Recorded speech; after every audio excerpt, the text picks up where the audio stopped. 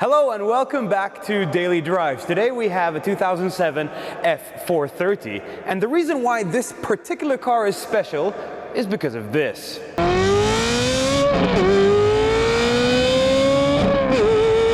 Now, not only does it sound great, it also has this. Now, when this car came out, it came out with the F1 transmission, which is an automatic trick transmission derived from Formula One. Now, the manuals were not as popular because people wanted to get a hand of that new technology. Not that many people bought manuals, but the ones who did were really rewarded.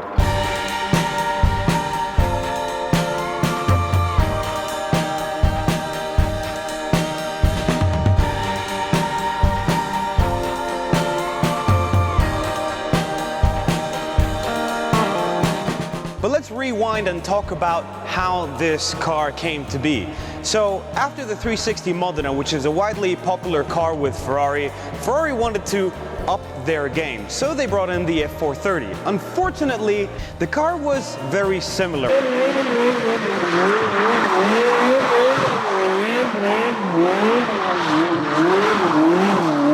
The interior, pretty much the same except for a little bit of technology updates.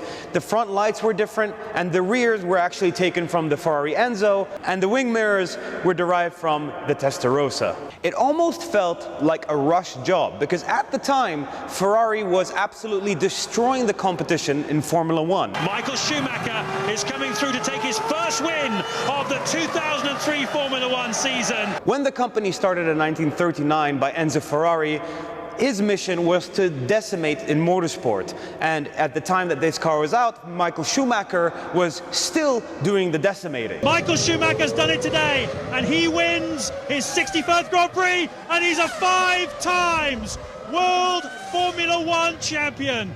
This is history. Michael Schumacher did have an impact in building this car, especially with the Scuderia version that came out in 2009.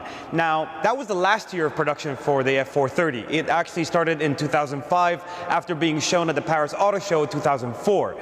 During every single year, there were lots of changes, so each car would be a little bit different, especially commemorating each one of their F1 wins with a special plaque that we'd have inside the car. One would say that they had the team championship, and the other would be the world champion, and so on.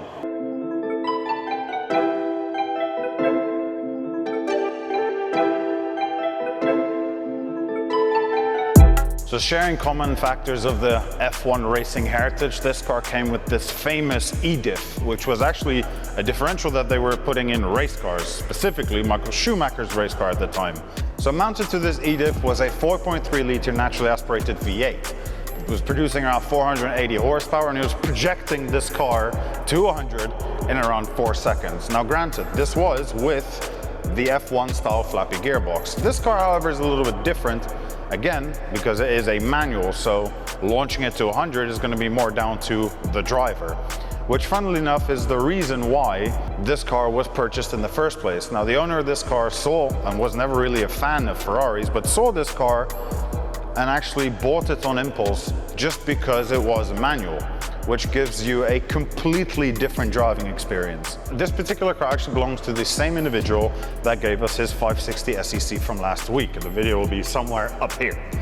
In addition to that, he also actually basically sprinkled his own touch to this car as he did with his previous one. So he actually changed the headlights up to give it a bit more of a younger look, added this little LED strip, changed the wheels for his own personal preference, which at the end of the day, car ownership, you can personalize all day long. He actually also did this to maintain the factory wheels, which unfortunately are very hard to come by here. So if you ding a wheel, you're in trouble. It actually does lower the car a little bit, which unfortunately gives certain problems because the nose will then hit on absolutely everything you actually even approach or look at. They also added a Focal sound system in this car, which is an option that was actually spec'd in certain cars. To my mind, completely useless, because the one thing that he's done to this car that changes the entire feel of the thing is change the headers and change the exhaust system. Headers for obvious reasons, because these cars were prone to actually have faults with their headers. Some of them would crack, some of them would not really perform so well. And then he decided to also straight pipe it, which is the reason it sounds like this.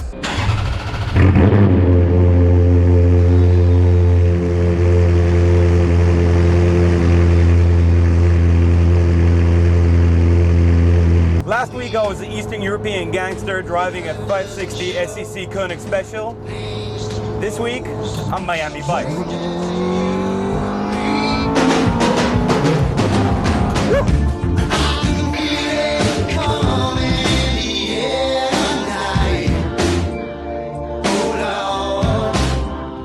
Now immediately this car is special because of this manual gearbox that we're talking a lot about, and the reason being is because in this era that we're in right now, not many people produce manuals anymore. This was the last Ferrari. So it's been longer than 10 years that Ferrari has produced a manual for the masses. And this is the case with all other manufacturers right now.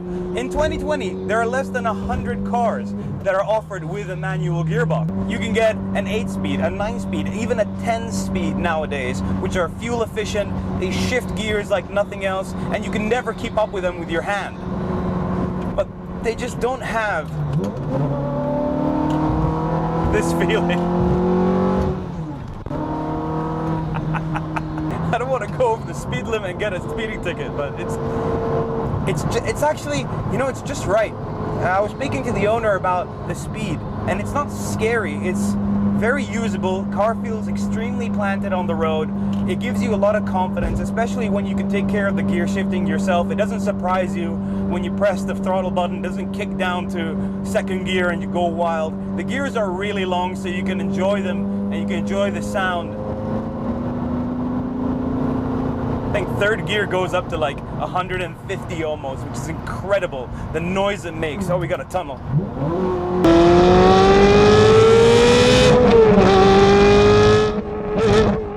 I'm enjoying the interior as well. It's very comfortable. The seats are very supportive. It's kind of easy to drive, which I was kind of surprised. It's not a purely bred, you know, GT car with a big engine and a long hood. It doesn't have a lot of space for things to take on your road trip, but it's actually very sophisticated. Even with the lower suspension the owner made, it's extremely comfortable.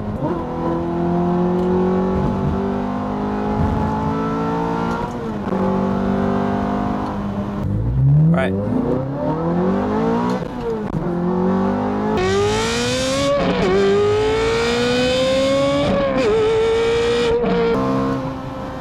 Revs, that's what it sounds like. It does tend to sometimes stick before it goes into gear, so I need to, uh-oh, there we go. That was close. The light just turned green. I think the best thing about this car is that it won't kill you. It's so stable. It's unlike a supercar. Very easy to drive. Except for that first and second gear notchiness, sometimes that happens. But just makes it a little bit more special. Thank you guys for watching. I hope you enjoyed this episode. Make sure to like, comment, and subscribe. And don't forget to hit that bell notification button. Take care.